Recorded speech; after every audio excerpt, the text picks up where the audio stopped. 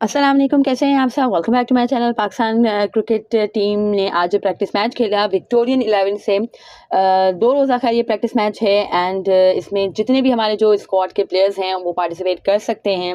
मतलब जस्ट 11 ही जैसे बैटिंग कर सकते हैं, और बॉलिंग में है कि आप मल्टीपल ऑप्शंस यूज़ कर सकते हो, बट स्टिल ग्राउंड में 11 ही होंगे। जो प्रैक्टिस मैच आज पाकिस्तान ने खेला, टॉस जीत के पाकिस्तान ने पहले बैटिंग का फैसला किया एंड 323 फॉर 8 पे पाकिस्तान ने अपनी इनिंग्स डिक्लेयर की है, जिसमें मोहम्मद रिजवान ने 50 रन स्कोर किए, सऊद शकील ने कुछ 70 रन स्कोर किए एंड सलमान अली आगा ने 51 रन की बारी खेली। सलमान अली आगा स्टंप आउट हुए हैं, जबकि रिटायर्ड आउट हुए हैं मोहम्मद रिजवान एंड सऊद शकील साहब। और जो हमारे ओपनर साहब थे वो दोनों जल्दी ही आउट हो गए। अब्दुल्ला शफीक भी जल्दी आउट हो गए एंड मामूल हक भी जल्दी आउट हो गए, और 1 डाउन पे साइम अयूब ने बैटिंग की है। यानी हो सकता है कि Saim Ayub can be the part of our जो हमें बॉक्सिंग डे टेस्ट मैच खेलना है उसका पार्ट हो सकते हैं, बट आई डोंट थिंक इस तरह से किया जाएगा। आई थिंक ऑस्ट्रेलिया की कंडीशन से हम आंग करने के लिए उन्हें किया, मतलब उन्हें ये चांस दिया गया है। बहुत से लोग यही कह रहे हैं कि भाई आपकी एक्चुअल प्लेइंग 11 नहीं खेली है। There was no Babar Azam and निशान ने भी आई थिंक नहीं खेला, तो इनको खेलना चाहिए। जो आपकी एक्चुअल प्लेइंग 11 है उसको ज़्यादा है कि मैच प्रैक्टिस की ज़रूरत थी।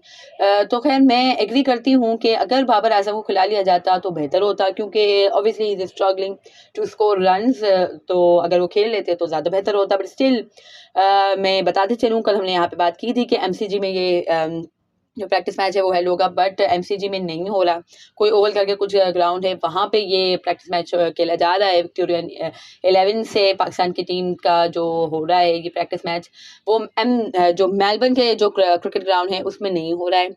एंड पिच भी आई डोंट नो कि पिच किस तरह की यूज़ की गई है, या बैटिंग ट्रैक है या एक थोड़ी सी ग्रास छोड़ी गई है। जहाँ तक मुझे लगता है कि भाई बैटिंग पैराडाइज दे दिया गया है, दैट्स वाई हमारे बैटर्स ने खुल के रन कर लिए हैं। और एक्चुअल जो हमारी जो मैच होगा उसमें टोटली डिफरेंट कंडीशंस होंगी, दैट्स व्हाट आई थिंक, जिस तरह से लास्ट में हुआ था।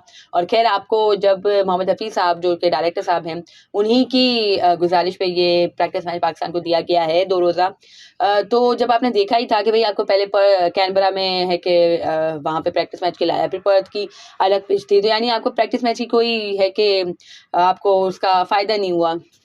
तो फिर आपको ये डिमांड करना या मतलब ये रिक्वेस्ट करना, आई डोंट थिंक कि इसमें कोई सेंस बनता था। आप नॉर्मली अपने प्रैक्टिस सेशन कर लेते, ट्रेनिंग सेशन कर लेते, आपस में अपने ही जो 15-16 रुकनी जो पाकिस्तान का स्क्वाड है उसमें आप एक मैचेस करवा सकते थे, तो आई थिंक ज़्यादा बेहतर तैयारी होती। बट नहीं हुआ। अब कौन सी किस तरह की पिच दी गई है पाकिस्तान को I don't know exactly, but है कि पाकिस्तान ने 323 फॉर 8 पे अपनी इनिंग्स डिक्लेयर की है। एंड कल है कि पाकिस्तान बॉलिंग करेगा, तो देखेंगे कि कौन कौन से बॉलिंग ऑप्शन पाकिस्तान आजमाता है। मोस्ट प्रॉब्ली हमारे शाहीन शाह अफरीदी को नहीं यूज़ किया जाएगा, और खैर अच्छी बात भी है, ऑल्सो खैर उन्हें मैच प्रैक्टिस की ज़रूरत है, because he is finding so much difficulties to find his rhythm, actual rhythm और एक्चुअल लाइन और लेंथ फाइंड करने में बहुत ज़्यादा उन्हें मुश्किलात का सामना है। बट स्टिल भाई कोई इंजरी ना हो जाए, जिस तरह से हमने पहले है कि अबरार अहमद साहब को इतना घसीटा कि वो फिर एक्चुअल मैच के लिए है कि हमें मिले ही नहीं। और खैर ये बहुत ज़्यादा कंसर्न की बात है कि क्यों इतना ज़्यादा इंजरीज़ के मसाइल से पाकिस्तान की टीम घिरी हुई है, और काफ़ी टाइम से घिरी हुई है।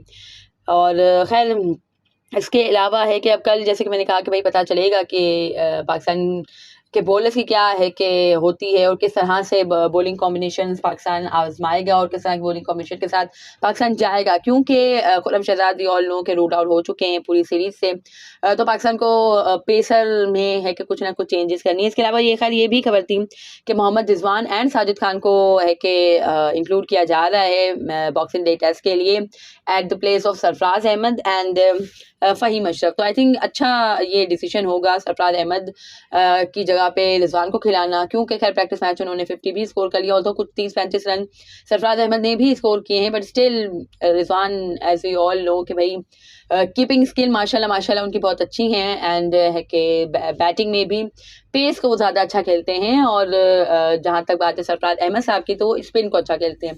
तो यहाँ पे अभी हमें पेसी कंडीशंस मिल रही हैं, तो आई थिंक रिजवान के साथ जाना ज़्यादा बेहतर होगा पाकिस्तान के लिए। एंड जहाँ तक फ़हीम अशरफ की जगह पे साजिद खान को खिलाने की बात है तो ये भी बहुत अच्छा है। As far as Sajid Khan साहब क्योंकि काफ़ी टाइम बाद खेल रहे हैं, आई डोंट नो एग्जैक्टली कि उन्होंने वो खेला था डोमेस्टिक सर्किट खेला था या नहीं खेला था, बट इतनी ज़्यादा कोई उसमें इनकी परफॉर्मेंसेस मेरी नज़र से नहीं गुजरी। हो सकता है खैर हो और मेरी नज़र से ना गुजरी हो, बट मैंने नहीं देखा कि साजिद खान की कोई है कि आउटस्टैंडिंग परफॉर्मेंसेस हैं कायद आज़म ट्रॉफी में या जो भी हमारा डोमेस्टिक सर्किट में मैचेस हुए हैं, Pakistan cup and national T20 cup.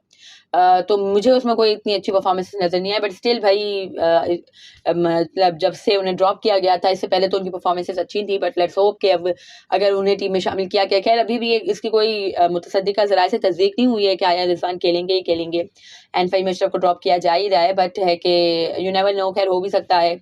जो ज़राए से पता चला है तो आई थिंक सही होगा ये साजिद खान को खिलाना at the place of Faheem Ashraf and Mohammad Rizwan को खिलाना at place of Sarfaraz Ahmed. I think Pakistan के लिए अच्छा होगा।